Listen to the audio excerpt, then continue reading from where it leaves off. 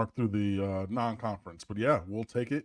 A really great win to get through the month of September because we are on a bye week this week and just move forward. So handling business, one of a handful of teams, literally, I think it's like 7 or 8 teams to win all of their games so far this year by 2 touchdowns or more, 14 points or more. And I mean, look, it has been handling business against a couple inferior, well, 3 really inferior teams, and then also handling business against Texas A&M as well in addition. But this is exactly where we wanted to be. Most people thought 3-1, but we're 1 game ahead of that, undefeated going into the bye.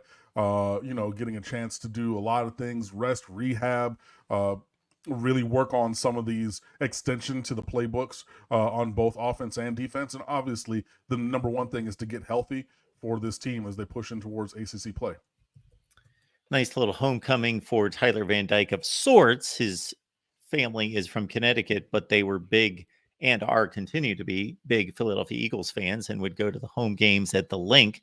And Tyler Van Dyke would enjoy himself down there. Watched a Super Bowl championship team in person on many dates in 2017. And now he comes back and gets to play in that NFL stadium. That's got to be something that is pretty unique that not a whole lot of people get to experience, rooting for an NFL team and then actually playing on that field in major college football. So he, of course, returns victorious after tossing 3 touchdowns. People who are not from Pittsburgh and Miami, really, because, Pittsburgh and Miami play in the pro stadiums as well. But yeah, really just a great showing, good to be able to do that. This was, so let's rewind a little bit, guys. Let's address the temple-sized owl offense or whatever you want to call it in the room. This was the return game of a home scheduled with Temple. And the home game was supposed to be in 2020, which was the COVID season where, the only non-conference game I believe that year was UAB, I want to say, if any. But I'm, of course, going to open up the schedule. We go back to the 2020 season really quickly. Thank you, computer, for doing what you need to do speedily. Yeah, the only non-conference game was against UAB that year. All the other ones were canceled. And so that's why everybody's like, well, why is Miami going to Temple? This is a team that y'all beat, more than a little bit, 14 times in a row by, 5 or 6 touchdown average. It was like 44-8 or 9 or whatever is the average score ever since the first game we played, like I said last week, was in 1930. Throw that one out. Since it's been modern, we've beaten to sleep every single time. So why in the world? And it's like, look, you had a couple cancellations, and you look back at the tenures of previous administrators or athletic directors, had gaps in the schedule, said, hey, we're going to do this. You thought maybe this is the Manny Diaz Bowl because he was going to leave and, okay, cool, whatever. But that's why this happened. This is where this came from. This is obviously a group of 5 team. Go up there, business trip, take care, what we got to take care of, be ruthlessly efficient, intermittently explosive, little disconnect between what a game on paper classified as explosive and like the official scorebook said were big plays or chunk plays in the offense. But like if I'm looking at the advanced stats, because I love to do that, the explosiveness of Miami's offense is still there. It's still elite. Efficiency, the ranks on offense in the categories are 10th, 6th, and 14th.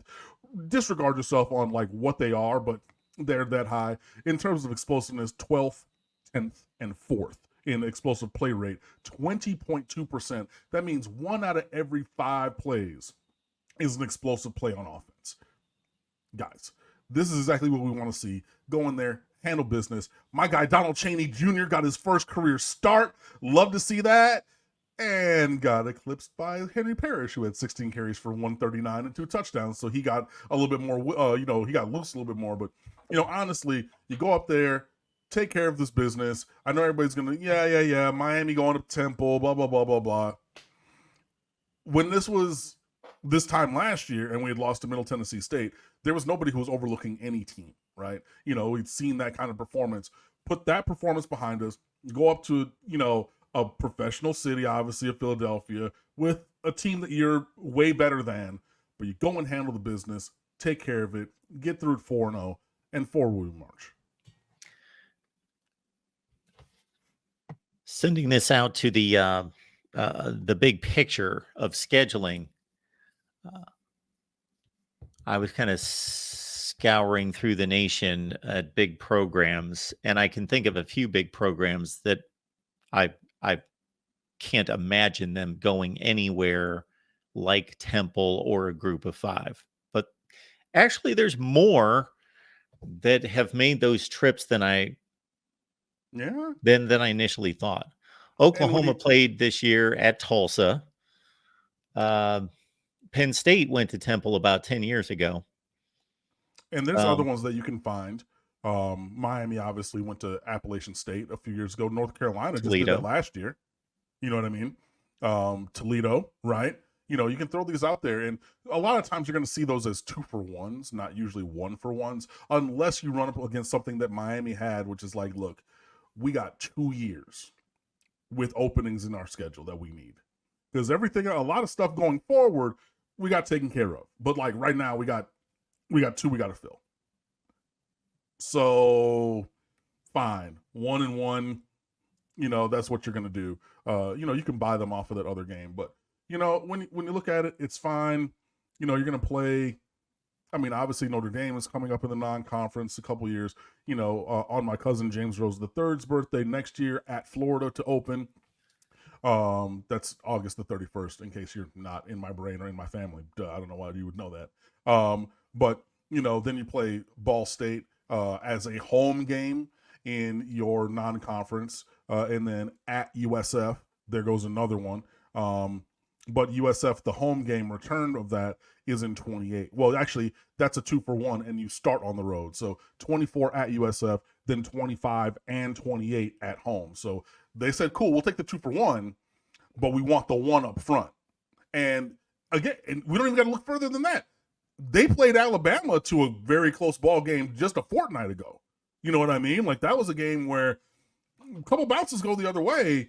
You know, them Bulls from USF, you know, might have had one of the shocking wins of the year. So when you look at, okay, like a team stepping down and going on the road, Alabama Crimson Tide literally just went there. So it happens. Yeah. So based on my recollection, I can think of 3 or 4 schools that I cannot remember them going anywhere like that. And Alabama was part of that list. Now, again, they checked it off here this year going to USF. That had to be a recruiting trip. That had to be the only reason they would go to South Florida. But your former favorite school, Michigan, Ohio State, Notre Dame, I can't remember those schools ever going anywhere like that. And there might be a few other ones. USC, maybe they've taken their trips to San Diego State and Fresno State, maybe. Maybe. I know USC, they prided themselves on never having like played an FCS team. Yeah. Always playing Division 1 teams. But Michigan, I'm looking at their future schedule. They never go, and they've never gone to Ohio State's never gone to anywhere like that. Right. And I don't think Notre Dame has. If it works for you, it works for you. Yeah, I was just curious about your thoughts about whether that makes sense from a scheduling perspective. In general, like which side?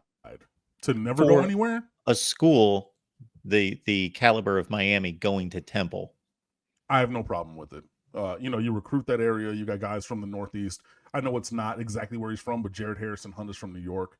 Tyler Van Dyke is from Connecticut. You know, you're able to do that. And look, it's not just about football. It's about increasing that reach. Miami just got a top 10, you know, almost top 5 basketball recruit from the Philadelphia area. Another one just committed, like I said last week, Jalil Bethea. So now you're like, okay, cool. If we're up here enough, we're helping Larinaga and them. You know, hey, like you'll never see Miami. Miami was right here. Scheduled a game up there in the Palestra when Lonnie Walker IV was on the basketball team to increase that reach, and because the basketball squad recruits from up there very heavily. I don't know if you remember Chris Likes, 5'7" dynamo point guard. He went to high school in Washington, D.C., and was the player of the year as a junior in his conference when Markel Fultz, who ended up being the number 1 overall pick 2 years later, was a senior, and Likes was a junior in high school and was the player of the year in that conference. So I say all that to say that, yeah, it goes for the football team. It also goes for the university, just visibility, and the other sports and things that recruit up there. But like, in terms of the Miami Hurricanes football squad, we'll play anybody, anywhere, anytime. And I'm not opposed to it. I'm not against it. And especially when you normally have excuse me for burping in the microphone. I couldn't get it off in time. But when you usually have the imbalance of like this USF series, 2 for us, 1 for you at your place, I'm completely fine with it. And look, you got to beat these teams on the field anyway. And if you needed any kind of view into needing to do that, again, look in the rearview mirror to last year, right? Because you think, well, we would never lose to a Middle Tennessee. I don't see how anybody would ever be competitive against Apple, or it would be in a competitive, not blowout game against Appalachian State. Miami handled those games against Appalachian State, but look at these other teams. They went to Tennessee. They didn't been to Texas A&M to an overtime game. They didn't play North Carolina to 2 overtime games back to back scoring 80 million points, right? So you still got to go and win these games. And it's like I know the Temple is not like what from a standard standpoint, like a notoriety standpoint, it was when John Chaney was coaching the basketball team or anything like that. But you're still going to a major city. You're still playing, a team that you have some kind of history against in an area where, hey, maybe there's a kid from up there that the football team wants to recruit. And again, it will help the other parts of the university. So I'm completely fine with it. I just don't necessarily want to see that being the totality of the non-conference schedule. We have the Texas A&M.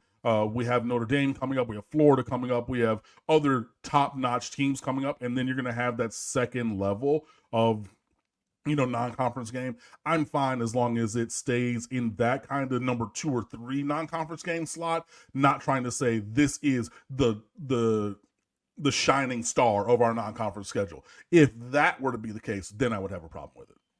I just checked the box score. I was curious about the attendance, 17,000 and change. It was not 17,000 or change. It was decidedly less than that. Like, I know people want to make fun of Miami and the attendance that happens at Hard Rock Stadium. But yeah, if you go look at a couple still shots from that game, during that game, 17,000 people. Yeah, freaking right. Sounds like a lot of MAC games where they announce 17, 18,000 people there, and there's nobody there. The student body's only like 5,000, isn't it? Mm-hmm. Temple, small school. Yeah, it's another smaller school like Miami. But yeah, it was that was the always remember, guys. It's the paid attendance. It's not actually butts and seats. So yeah.